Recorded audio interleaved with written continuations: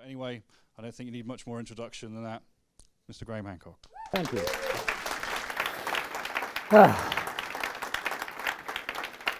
Thank you. Thank you, ladies and gentlemen. Let's consider an extraordinary possibility.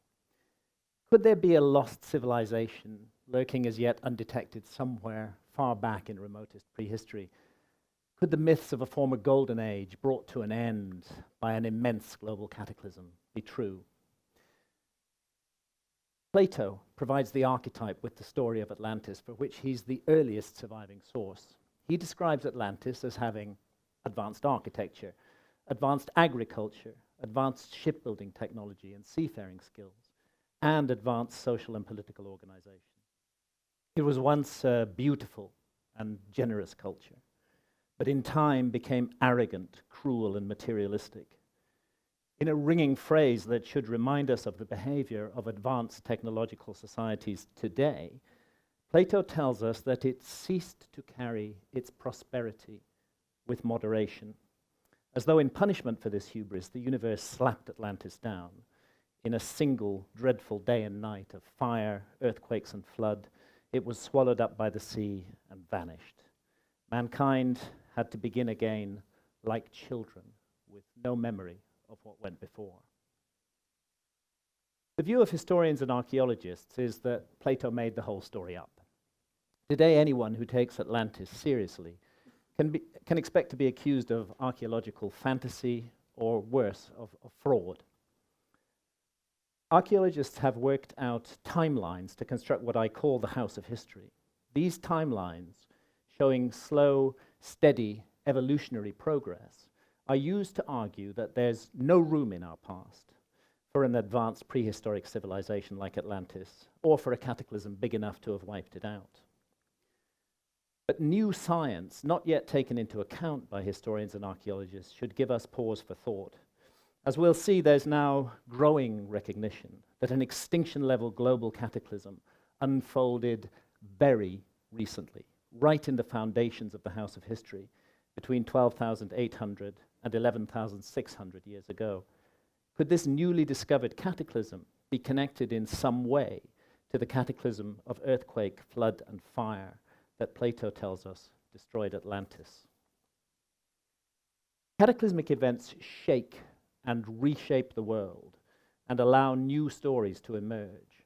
65 million years ago, the dinosaurs were wiped out in a global cataclysm.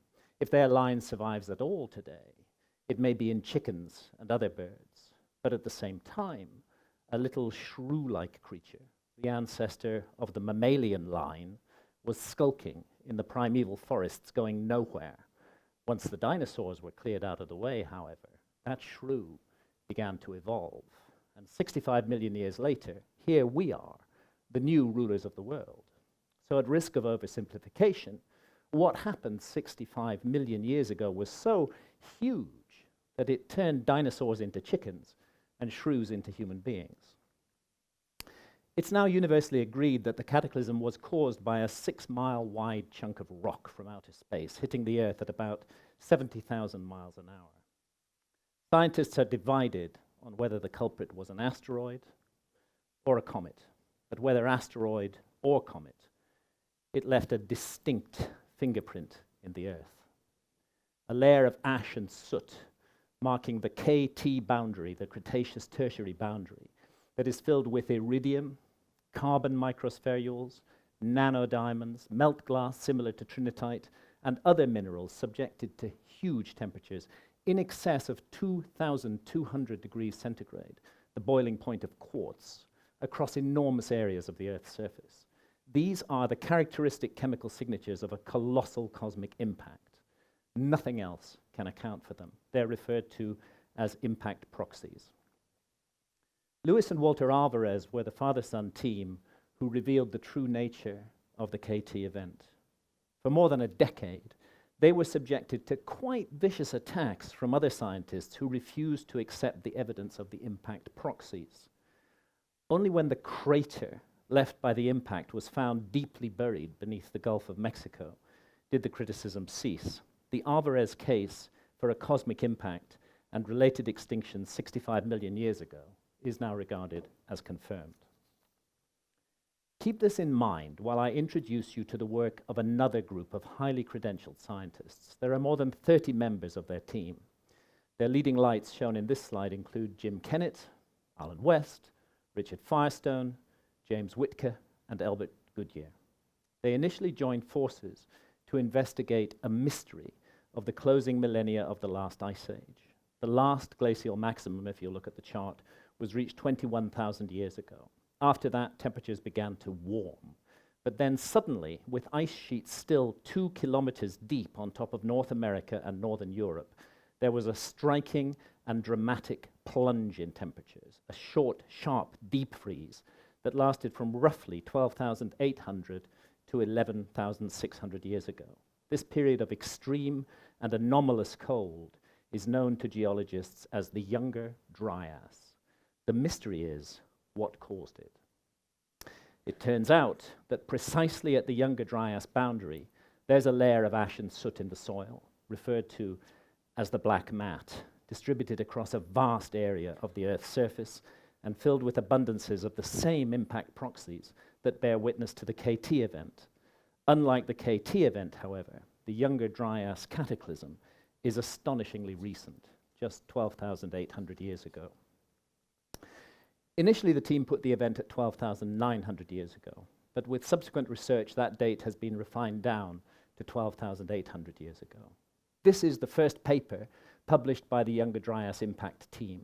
It appeared in PNAS, the Proceedings of the National Academy of Sciences, in October 2007. The headline speaks for itself. Evidence for extraterrestrial impact 12,900 years ago that contributed to megafaunal extinctions and the Younger Dryas cooling. I'll show you a few more of the team's papers, just to make the point that this is mainstream, peer-reviewed science we're dealing with here, not the lunatic fringe. PNAS 2009, shock-synthesized hexagonal diamonds in Younger Dryas boundary sediments. Very high temperature impact melt products as evidence for cosmic airbursts and impacts 12,900 years ago. Evidence from Mexico. Evidence from the Greenland ice cores. Evidence for deposition of 10 million tons of impact spherules across 4 continents 12,800 years ago. Here's the Journal of Geology, 5th of September 2014. Nanodiamond-rich layer across 3 continents, consistent with major cosmic impact 12,800 years ago. Proceedings of the National Academy of Sciences, July 2015. The evidence presented in this paper rules out any possibility that the impact proxies in the Younger Dryas layer were laid down gradually, say over periods of hundreds of years. The Bayesian chronological analysis shows that the cataclysm was unleashed synchronously, in a geological instant, effectively, a single dreadful day and night. Moreover, the evidence tracks the fingerprint of the cataclysm across more than 50 million square kilometers of the Earth's surface. Multiple bolides, thought to be fragments from a giant disintegrating comet, came in on a trajectory from northwest to southeast. The primary impacts were on the North American ice cap, then still more than 2 kilometers deep. There were further impacts on the Northern European ice cap, and the furthest east evidence for the impacts has so far been traced is Syria. Because the primary impacts were on the North American ice cap, it's been difficult to find craters, since the craters were transient, excavated in 2 kilometer deep ice that has subsequently melted away. Despite the abundant evidence of the impact proxies, the absence of craters has exposed the team to the same kind of attacks that Luis and Walter Alvarez suffered. In the last couple of years, however, craters have been identified in areas beyond the edge of the former ice cap or where the ice cover was thin. These craters are the final pieces of the puzzle that should settle the debate. 12,800 years ago, multiple fragments of a giant disintegrating comet hit the Earth, with the epicenter of the cataclysm on the North American ice cap. Why did the impacts 12,800 years ago cause the worldwide plunge in temperatures witnessed at the beginning of the Younger Dryas? The best explanation is that floods of icy meltwater released by the heat and kinetic energy of the impacts flowed off the North American ice cap and into the Atlantic Ocean, where they interrupted the Gulf Stream, a key element of the central heating system of our planet, hence the sudden and dramatic cooling. Why did the Younger Dryas end equally suddenly 11,600 years ago with a dramatic rise in temperatures? As long ago as the 1980s, the British astrophysicist Sir Fred Hoyle became intrigued by the sudden temperature rise at the end of the Younger Dryas. He proposed a comet impact in an ocean as the agency, producing not only tidal waves, but also sending a vast cloud of water vapor into the upper atmosphere where it shrouded the Earth, creating a greenhouse effect large enough to account for the dramatic warming. It's possible that further fragments from the debris stream of the same disintegrated comet that hit the Earth 12,800 years ago were involved in the events of 11,600 years ago as well. Astronomers calculate that this comet originally entered the inner solar system about 20,000 years ago and began to break up into multiple fragments.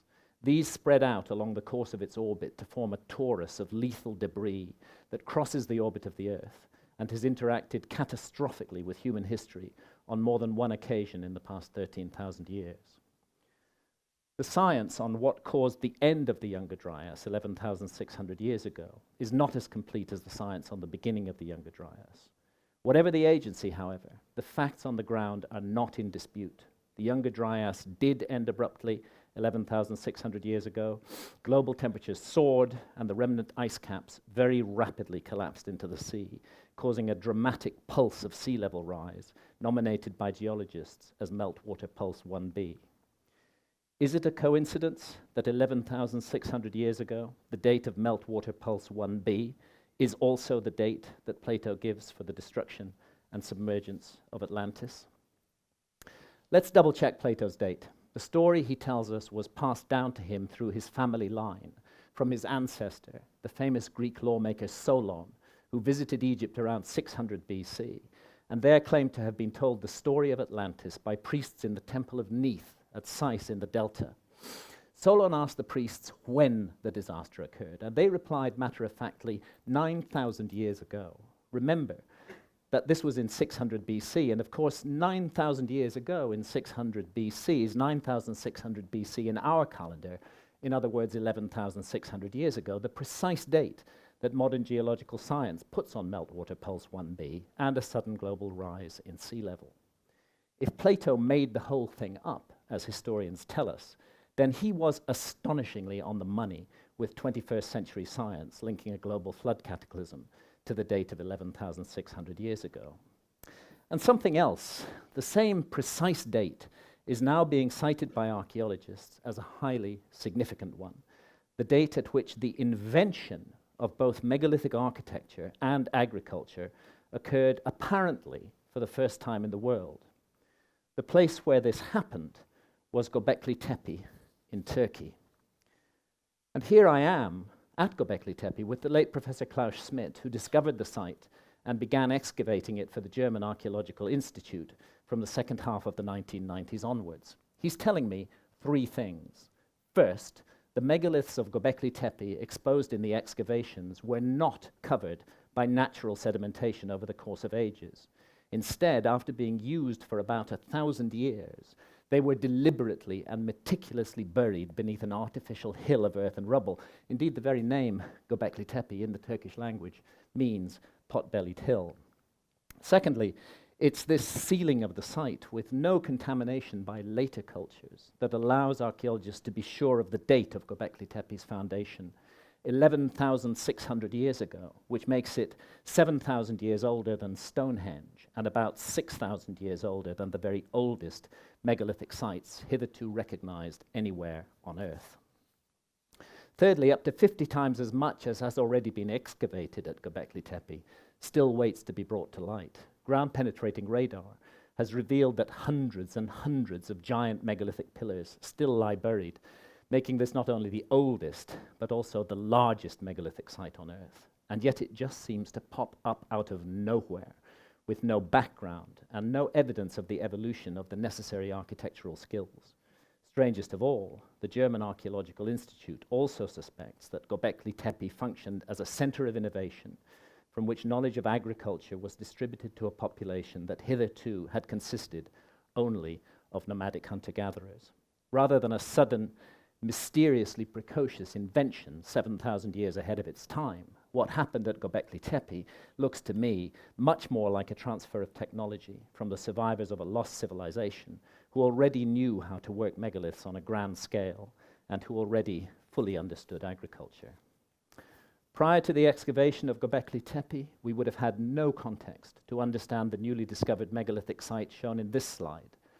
It's submerged to a depth of 40 meters beneath the Mediterranean and was last above water more than 9,000 years ago. We don't know how long the site stood there before the rising seas covered it. Since the early 1990s, question marks have been raised over the age of the Great Sphinx of Giza in Egypt. Egyptologists think it's about 4,500 years old, although there's not a shred of inscription evidence to support this date. Independent researcher John Anthony West and Robert Schoch, professor of geology at Boston University, have made a case that the Sphinx must be much older than that. Based on its distinctive pattern of erosion, Schoch argues that the Sphinx was subjected to a very long period of heavy rainfall, and such rains have not fallen in Egypt in the past 5,000 years. Indeed, to find the kind of heavy rains in Egypt that could have cut these deep vertical fissures, characteristic of precipitation-induced weathering, you have to go back to the climatic disturbances of the Younger Dryas between 12,800 and 11,600 years ago. When Schoch and West first put their case forward, it was dismissed by Egyptologists on the grounds that no other megalithic sites in the world date back to that period. But that was in 1992, when you could still say such things. Subsequently, in the second half of the 1990s, excavations began at Göbekli Tepe, proving it to be 11,600 years old.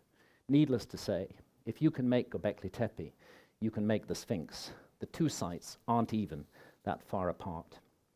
So, in summary, I suggest, though most of the later construction is of high quality, that the edifice of our past, built by historians and archaeologists, stands on foundations that are likely to prove defective and dangerously unsound.